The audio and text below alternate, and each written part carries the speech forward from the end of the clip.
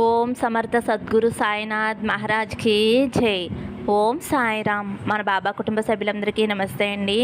Hi friends, మీ అందరిపైన షిరిడి సాయినాథుని ఆశీస్సులు ఉండాలని, మీరు ఎల్లప్పుడూ క్షేమంగా, సంతోషంగా, ఆరోగ్యంగా ఉండాలని, మీరు అనుకున్న పనులన్నీ నెరవేరాలని మనస్ఫూర్తిగా బాబాగారిని కోరుకుంటున్నానండి. ఇంక ఈరోజు వీడియోలో మన బాబాగారి సందేశం అండి. ఈరోజు మన బాబాగారు ఏమంటున్నారంటే, తల్లి, ఈరోజు పౌర్ణమి, నా కళ్ళల్లోకి చూస్తూ శ్రీమన్ లక్ష్మీనారాయణమూర్తిని తాకమ్మా. నువ్వు ఎదురు చూసే శుభవార్త చెబుతాను. నీ జీవితం ఎంతో తీయగా ఉండబోతుంది. నువ్వు అనుకున్న కోరికలన్నీ నెరవేరబోతున్నాయి తల్లి అని అయితే మన బాబాగారు మనందరి కోసం ఒక మంచి సందేశం తీసుకువచ్చారండి. ఫ్రెండ్స్, ఈరోజు పౌర్ణమి బాబాగారికి ఎంతో ప్రీతికరమైన రోజు. ఈ రోజున మనకి బాబాగారు చక్కటి సందేశం తీసుకువచ్చారు. మీరు బాబాగారి మీద నమ్మకంతో, భక్తితో బాబా కళ్ళల్లోకి చూస్తూ శ్రీమన్నారాయణమూర్తిని తాకండి. బాబాగారు ఏం చెప్పబోతున్నారో బాబాగారి మాటల్లోనే తెలుసుకోండి ఫ్రెండ్స్. చిన్న రిక్వెస్ట్ అండి, మన వీడియోస్కి అయితే ఒక చిన్న లైక్ ఇవ్వండి ఫ్రెండ్స్. ఇంక వీడియోలోకి వెళ్ళిపోతామండి. శ్రీమన్ లక్ష్మీనారాయణమూర్తిని తాకిన నా బిడ్డ ఎవరైతే ఉన్నారో, బాబా ప్రతిరోజు కూడా నీకంటూ ఒక మంచి రోజు వస్తుంది. అలాగే నీకన్నా అదృష్టవంతులంటూ ఎవ్వరూ లేరు. నీ జీవితానికి అర్థం ఉండేలాగా ఒక మంచి సమయం అంటూ రాబోతుంది. ఇలా ప్రతిరోజు కూడా నాకు చెబుతూనే ఉన్నావు కదా తండ్రి. నాకంటూ ఎలాంటి మంచి జరగటం లేదు, ఎలాంటి శుభవార్తలు నాకు అందటం లేదు, నేను వినటం లేదు. అసలు నా జీవితం పట్ల నాకు విరక్తి కలుగుతుంది బాబా. కేవలం నేనంటూ ఈ భూమి మీద ఉన్నాను, కానీ నా మనసు మాత్రం నిలకడ లేకుండా ఆందోళనకి గురవుతుంది బాబా. కానీ అందరికంటే నువ్వే ఎక్కువ తండ్రి అని అనుకున్నాను. నా దైవం నీవే అని నిన్ను ఎంతగానో నమ్మాను. నేను ప్రాణంగా ఇష్టపడిన వారు, నేను నమ్మిన వారు నన్ను మోసం చేస్తున్నారు. అలాగే నన్ను, నా ప్రేమను అర్థం చేసుకోకుండా నన్ను చాలా చులకనగా చేసి అందరిలోనూ ఎంతగానో నన్ను అగౌరవపరుస్తున్నారు. కనీసం నాకు కొంచెం మర్యాద కూడా ఇవ్వటం లేదు తండ్రి. నేను ఏది చేసినా వారి కోసమే చేశాను, వారి కోసమే మంచి చేస్తున్నాను. కానీ నా విషయంలో ఏదీ కూడా మంచిగా జరగటం లేదు. చివరికి నా జీవితంలో దుఃఖాన్నే బహుమతిగా ఇచ్చి వారు మాత్రం నా ముందే నన్ను బాధ పెడుతూ, వారు మాత్రం సంతోషంగా జీవిస్తూ ఉన్నారు. అవును బాబా, నిజాయితీగా, ధర్మంగా, మంచి మనసుతో అందరూ బాగుండాలి, అందులో నేను ఉండాలి. అందరూ క్షేమము నా క్షేమమే. బాగుంటే నేను కూడా బాగున్నట్లే, నేను బాగుంటాను. నేను చేసేటటువంటి పని నలుగురికి ఆదర్శంగా ఉండాలి అని కోరుకునేటటువంటి నాలాంటి పిచ్చిదానికి చాలా బాగా మంచి సమాధానం, మంచి న్యాయం చేస్తున్నావు బాబా. ఇంకా చాలు, ఈ నాటక రంగంలో ఇక ఈ పాత్రను నేను పోషించలేను. నా దుఃఖాన్ని ఆపలేను. నిరంతరం నీ పాదాల వద్ద నా సమస్యలు చిట్టాని ఉంచుతున్నాను.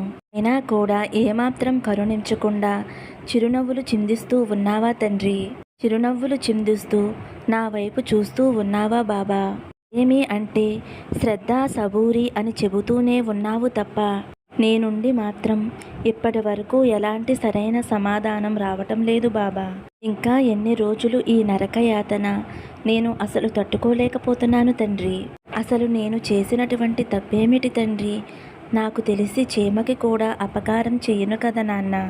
సమాజంలో న్యాయంగా బ్రతికేటటువంటి వారికి కనీసం వారి జీవితంలో ఆనందకరమైన క్షణాలు గడిపేటటువంటి అదృష్టం కూడా లేదా బాబా. ఇంకా నా బాధలను, నా సమస్యలను, నా దుఃఖాన్ని నువ్వు చూడాలి అని అనుకుంటే, నీకు అంతగా ఆశగా ఉంటే నన్నే నీలో ఐక్యం చేసుకో అని నువ్వు దుఃఖిస్తూ ఉన్నావు కదమ్మా. పిచ్చి తల్లి, నువ్వు కన్నీటితో చేసే అభిషేకాన్ని నేను స్వీకరించలేదు అని అనుకుంటున్నావా? నేను చూడటం లేదు అని అనుకుంటున్నావా? నువ్వు కార్చేటటువంటి ప్రతి కన్నీటి బొట్టు నా పాదాల దగ్గరికే వస్తుందమ్మా. నువ్వు పడేటటువంటి మనోవేదన నేను అర్థం చేసుకుంటున్నానమ్మా. నేను నీ తండ్రిని, రోజంతా పనిచేసి ఇంటికి వచ్చిన భర్తను, పిల్లలను, అత్తమామలను నీకు ఉన్న దానిలో అందరినీ సమభావంతో చూస్తూ అందరినీ కూడా కల్మషం లేకుండా ప్రేమిస్తున్నావు తల్లి. కానీ నీ గుర్తింపును ఎవరో గుర్తించాలి అని ఎందుకు మదనపడుతున్నావు తల్లి? నీవు ఎవరి కోసమో కాదు కదమ్మా, నీ వాళ్ళ కోసమే బాధ్యతగా నీ కర్తవ్యాన్ని నువ్వు నిర్వర్తిస్తున్నావు.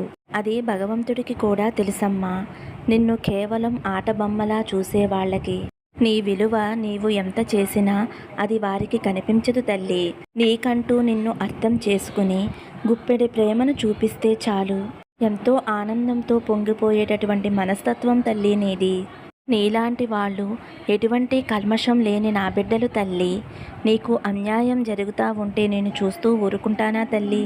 అలాంటి వారికి నీ విలువ తెలిసి రావాలి అంటే నువ్వు కూడా వాళ్ళ పద్ధతిని అనుసరించమ్మా. వారితో ఎక్కువగా సంభాషించవద్దు. అలాగే ఎంతవరకు మాట్లాడాలో అంతవరకే మాట్లాడు తల్లి. మిగతా సమయం అంతా కూడా భగవంతుణ్ణి ముందు నీ మనసుని ఉంచు. నీ పనిని నువ్వు చక్కగా చేస్తూ ఉండు. వారికి కూడా తప్పకుండా నీ విలువ తెలుస్తుంది. ఇటువంటి చిన్న చిన్న విషయాలకే అలా దుఃఖిస్తే ఎలా తల్లి? ఇంకా లోకంలో ఎలాంటి అదృష్టానికి నోచుకోనటువంటి వారు ఎంతోమంది అభాగ్యులు ఉన్నారు అని ఒక్కసారి గుర్తు తెచ్చుకో తల్లి. నీ జీవితంలో ఆనందకరమైన రోజులు దగ్గరలోనే ఉన్నాయమ్మా. నువ్వు అనుకున్నటువంటి రోజు అతి త్వరలోనే నువ్వు చూడబోతున్నావు. నీ బాబా తండ్రి నీకు ఇస్తున్న సత్యప్రమాణం తల్లి. శ్రీమన్ లక్ష్మీనారాయణమూర్తిని తాకిన నా బిడ్డ ఎవరైతే ఉన్నారో తల్లి, నీ జీవితం శుభకరంగా మారబోతుంది. నువ్వు కోరుకున్నట్లుగానే నీ ఇంట్లో శుభాలు జరుగుతాయమ్మా. ఎన్నాళ్ళ నుంచో అడుగుతున్నావు కదమ్మా, బాబా మాకంటూ ఒక ఇల్లు కావాలి, ఇల్లు అమర్చుకుని మేము గృహప్రవేశం చేసుకోవాలి అని ఎంతగానో ఆశతో ఎదురు చూస్తూ ఉన్నావు కదమ్మా. నువ్వు కోరుకున్నట్లుగానే నీకంటూ ఒక సొంత ఇల్లుని అమర్చుకుంటావు తల్లి. ఆ సొంత ఇంట్లో అందరితో కలిసి సంతోషంగా ఉంటావమ్మా. ఇప్పటి వరకు వేటిలోనూ విజయం అనేదే రావటం లేదు అని దుఃఖిస్తున్నావు కదమ్మా. నీకోసమే గెలుపు వార్త తీసుకువచ్చాను. దేని గురించి బాధపడవద్దు, ఆనందంగా ఉండు. ఎలా బాబా ఇదంతా సాధ్యం అని అనుకుంటున్నావు కదా తల్లి? ఇన్ని రోజులు నా కోరిక ఎప్పుడు తీరుస్తావు సాయి తండ్రి అని నన్ను వేడుకున్నావు కదమ్మా. రోజులకి నీకు గెలుపు రాబోతుంది తల్లి. నీవు ఇకపై గెలుపు కోసం పోరాడవచ్చు తల్లి. నిరుత్సాహంతో కన్నీటితో కూర్చోవద్దు. ఎంత కష్టమైనా సరే అలసిపోవద్దు. నిశ్చయ మనసుతో అనుకుంటే కొండ కూడా ఎక్కగలుగుతావు తల్లి. అలాగే నమ్మకంతో పోరాడితే గెలుపు నీ సొంతమవుతుంది తల్లి. గెలుపు కోసమే పోరాడు. ఆటంకాలు అడ్డంకులు ఏర్పడటం సహజమే తల్లి. వాటిని దాటేశావు. కానీ ఒక్కటి గుర్తుపెట్టుకో తల్లి, నువ్వు ఏమి చేయాలి అని తలిచినా నీ బుద్ధిని, నీ తెలివితేటల్ని, నీ సామర్థ్యాన్ని తలుచుకో. ఆస్తి డబ్బు ఏమీ లేకపోయినా నీ తెలివిని, నీ మీద నీకున్న నమ్మకాన్ని నువ్వు నమ్ముకో తల్లి. తప్పకుండా నువ్వు గెలుస్తావు. ఒక్క విషయం తెలుసా తల్లి, మోసపోయిన వాళ్ళకి ఎలా ఉండాలి అనే అనుభవం వస్తుంది. ప్రయత్నించే వాళ్ళకి మంచి ముగింపు వస్తుంది. నమ్మకంతో ఉన్న వాళ్ళకి మంచి దారిని చూపిస్తుంది. నువ్వు దిగులుగా బాధగా కూర్చున్నంత మాత్రాన కష్టాలు తీరిపోయేది లేదు తల్లి. నిన్ను గుచ్చి చూపించే వాళ్ళ మాటలు పట్టించుకోకు. నువ్వు ఎదరికి వెళ్ళలేవు తల్లి. ఒకరి కోసం కాదు, నీ కోసం, నీ కుటుంబం కోసం పోరాడు తల్లి. ఎన్నో ఆటుపోటులు, అవమానాలు ఎదురైనా సరే నీ గమ్యాన్ని చేరేందుకు పోరాడు తల్లి. కోసం నీ లక్ష్యాన్ని వదులుకోవద్దు తల్లి. నువ్వు చేసే ప్రతి పని కూడా న్యాయమైనదే. అలాంటప్పుడు ఎందుకు ఇతరుల మాటలు పట్టించుకుంటావు? కష్టాన్ని మర్చిపో. నీ కష్టాన్నే కాదు, నీ కష్టానికి కారణమైన వాటిని కూడా మర్చిపో. అంతగా దిగులు పడతావు. నీకున్న ఈ కష్ట నష్టాలు తొలగిపోయి సుఖ సంతోషాలు కలుగుతాయమ్మా. దిగులు పడుతూ కన్నీరు కారుస్తూ ఉండవద్దు తల్లి. సంతోషంగా ఉండమ్మా. గెలుపు తథ్యం. ఇందులో ఎటువంటి సందేహం లేదు తల్లి. నీకు నీ బాబాని నేను ఉన్నాను కదమ్మా. ఇక బాధపడింది చాలు. ఎవరైతే నిన్ను హేళన చేశారో అందరూ నిన్ను చూసి అసూయపడే కాలం వచ్చేసింది తల్లి. నీ బాబా తండ్రి ఉండగా నిన్ను బాధపడనిస్తానా తల్లి? ఒక్కటి గుర్తుపెట్టుకో, అంతా మంచిగానే అనుకో, మంచినే ఆలోచించు, ఇంకా ఉండు. నీకు చేతనైనంత వరకు ఇతరులకు సహాయం చేస్తూ ఉండు తల్లి. నీకు వచ్చిన కష్టకాలాన్ని కూడా సంతోషంగా ఎదుర్కో. ఎదురైన ఒడిదుడుకులన్నీ కూడా ఒక గెలుపుగా మారుతాయి తల్లి. బాబా చెప్పిన విషయాలన్నీ కూడా గుర్తుపెట్టుకో అమ్మా. నీకు వచ్చిన కష్టాలన్నీ కూడా ఐసులా కరిగిపోతాయి తల్లి. ఇస్తాము అనే నమ్మకంతో చేసే ప్రతి పని కూడా విజయవంతమవుతుంది తల్లి. సహాయం చేస్తాను అంటున్నారు కానీ నా జీవితంలో ఏ సాయం కలగటం లేదు తండ్రి అని అనుకుంటున్నావు. ఇలాంటి ఆలోచనలు నీ మనసులోకి రానివ్వకమ్మా. ఒక ఉద్యోగం దొరకలేదు అంటే మరొక ఉద్యోగానికి ప్రయత్నించాలి. ఏదైనా నమ్మకంతో చేస్తే ఖచ్చితంగా మంచి ఫలితం వస్తుంది. నమ్మకం లేకుండా చేస్తే ఏదీ జరగదమ్మా. బాబా ఇస్తారు, నాకు సహాయం చేస్తారు అనే నమ్మకంతో ఉండు తల్లి. సాధించాలి అనే పట్టుదల, ఓర్పు, సహనం ఉంటే నీ బాబా తండ్రి నీకు తోడుగా ఉండి నీకు విజయం వచ్చేలా చేస్తాడు తల్లి. నా బిడ్డ దగ్గర నేను కోరుకునేది ఒకటేనమ్మా. నీ కష్టాన్ని, నీ దిగులుని నా పాదాల దగ్గర పెట్టి నువ్వు కావాలి అని అనుకునేదానికి నువ్వు నా మీద నమ్మకంతో ప్రయత్నం చేయి తల్లి. తప్పకుండా నువ్వు పొందుతావు. నేను చెప్పింది అర్థమైంది కదమ్మా. అయితే లే, నువ్వు అనుకున్న దానికోసం ప్రయత్నం చేయి. అందులో తప్పకుండా విజయం పొందుతావు. కష్టపడి ఏ పని చేసినా సరే నా బిడ్డని కంటికి రెప్పలా కాపాడుకుంటూ ఉంటాను. 100కి 100% గెలిపిస్తాను. నీ నమ్మకాన్ని గెలిపిస్తాను. నీ స్వయం కృషికి తగిన ఫలితాన్ని నేను ఇస్తానమ్మా. నీ బాబా తోడు ఉండగా నీకు భయమెందుకమ్మా?